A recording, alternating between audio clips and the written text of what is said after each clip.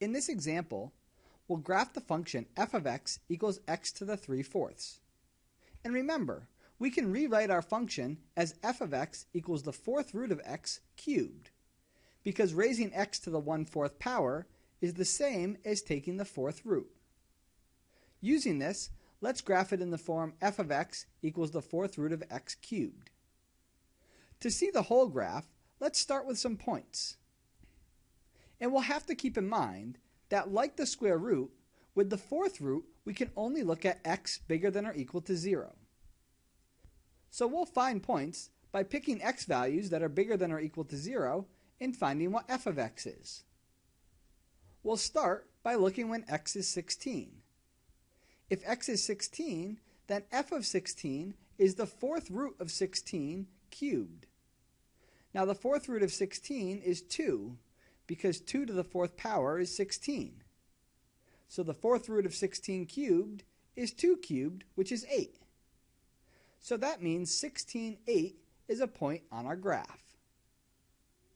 Next, let's look when x is 1.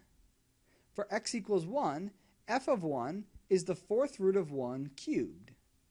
But the 4th root of 1 is just 1, so we have 1 cubed, which is also 1. This means that 1, 1 is a point that we can also put on our graph. Next, let's look if x is 0. Then we get f of 0, which is the 4th root of 0 cubed, but the 4th root of 0 is again 0, which when we cube it is again 0. So 0, 0 is also a point that we can put on our graph. If we continue this process for more and more values of x, we get a clearer and clearer picture of what our graph looks like, until we've plotted enough points that we see the graph completely. And now we have the graph of f of x equals x to the 3/4. Let's continue this process and next graph f of x equals x to the 2/3. Like before, we can rewrite this as f of x equals the cubed root of x squared. So in other words, we're graphing the function f of x equals the cubed root of x squared. And like before, to see the whole graph, let's start with some points. But something is a little different here, because when we take the cubed root, we can look at any value of x, as we've seen before.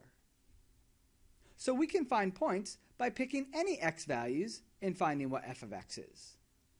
Let's start with x equals 8. Here we have f of 8, which is the cubed root of 8 squared. But the cubed root of 8 is 2, so we have 2 squared, which is 4. Which means that we have the point 8, 4, which we can put on our graph. Next, let's look when x is 1. F of 1 is the cubed root of 1 squared, but the cubed root of 1 is just 1, so we have 1 squared, which is also 1. So 1, 1 is a point on the graph.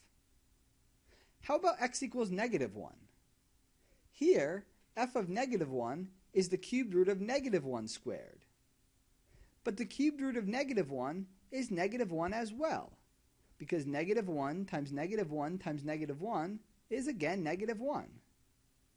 So we can write the cubed root of -1 squared as just -1 squared, which is 1. So this means that -1, 1 is a point on our graph. Similarly, if x is -8, then f of -8 is the cubed root of -8 squared, but the cubed root of -8 is -2. So we have -2 squared, which is 4, giving the point -8, 4 on our graph. Now if we again continue this process to graph more and more points, eventually we will have graphed enough points that we get a great picture as to what our function looks like. And we now have the graph of the function f of x equals x to the 2/3.